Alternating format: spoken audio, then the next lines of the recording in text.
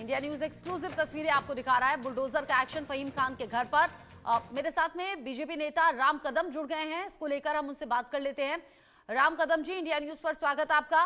देवेंद्र फडणवीस ने कहा था बुलडोजर एक्शन होगा अगर जरूरत है, तो आज सुबह सुबह बुलडोजर पहुंच भी गया और एक्शन हम देख भी रहे हैं। देखिए, जो भी व्यक्ति विशेष कोई भी हो, किसी जाति का हो, धर्म का हो, पंथ का हो, अगर कोई कानून अपने हाथ में लेता है और कानून हाथ में लेकर के पुलिस को पीटेगा, महिला पुलिस के साथ बुरा दुर्व्यवहार करेगा, तो ऐसे किसी को भी महाराष्ट्र की भूमि पर बख्शा नहीं जाएगा।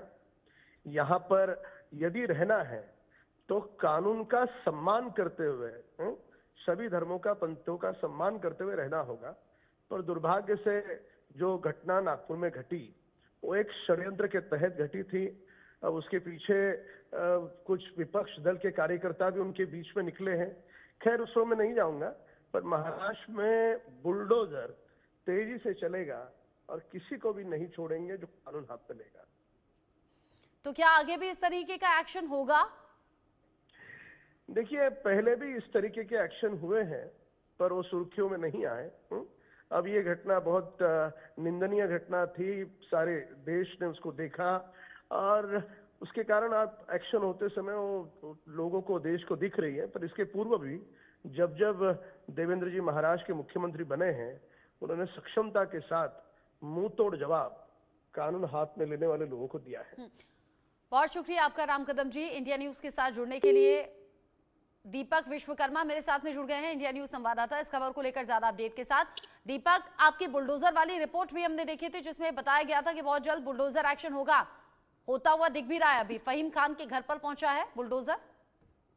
बिल्कुल, देखिए, इंडिया न्यूज की खबर पर मोहर लगती हुई नजर आ रही है। मुझे मुख्यमंत्री फडणवीस के वो शब्द अभी भी याद हैं, जब प्रेस कॉन्फ्रेंस में उनसे पूछा गया था कि नागपुर की जनता कह रही है कि न्याय मिलने में बहुत देरी हो गई है, तो क्या माना जाए, योगी आदित्यनाथ का मॉडल चलेगा? ये सीधा सीधा सवाल था उनसे। तो उन्होंने कहा सबकी काम करने की शैली अलग होती है, लेकिन संपत्ति जब्त होगी, संपत्ति कुर्क की जाएगी, रिकवरी की जाएगी और उनको रौंदा भी जाएगा। जरूरत पड़ेगी तो बुलडोजर चलेगा, रौंदा भी जाएगा।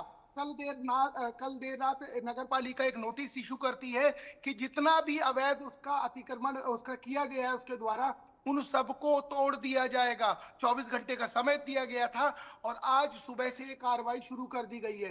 तो कहीं ना कहीं इंडिया न्यूज की खबर पर मोहर लगती नजर आ रही है, क्योंकि जिस तरीके से वहां के लोग रोते बिलखते इंडिया न्यूज के कैमरे के सामने कहते हुए नजर आ रहे थे और डिमांड कर रहे थे कि कार्रवाई की जानी चाहिए, बुलडोजर चलना चाहिए, योगी आदित्यनाथ को याद कर रहे थे। तो वही कदम अब सीधा सीधा देवेंद्र फडणवीस ने ले लिया है, योगी आदित्यनाथ की तरह। अब बुलडोजर चला दिया है, क्योंकि हफ्ते भर के आसपास का समय बीत गया है और अब बुलडोजर की चर्चा जिस तरीके से लगातार नागपुर रहवासी कर रहे थे, उस खबर पर मोहर लगती।